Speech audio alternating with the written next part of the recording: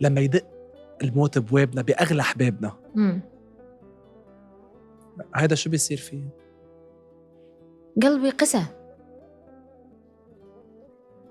أنا الدنيا قستني، ما صح حنينة وطيبة وعطوفة، يعني إن شاء الله أكون هيجي، بس قاسية على نفسي هواية، ما عندي رحمة على نفسي أبداً. يعني كنت أسامح وأرضى وأعدي وأمشي وأقول ما يخالف. هلأ لا، ما بتسامحي؟ لا. شو اللي يخليك توصلي لهيدي القناعة أنه ما بقى بدي سامح؟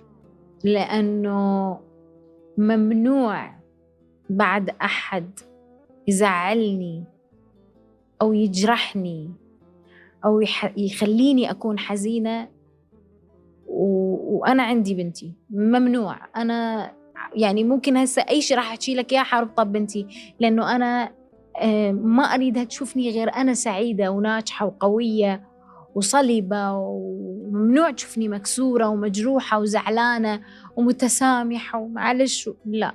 حاولوا يكسروك؟ طبعا هواية، يعني ناس بالحكي بالأفعال.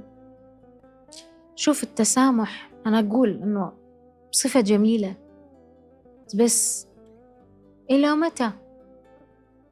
ولش وقت؟ وليش؟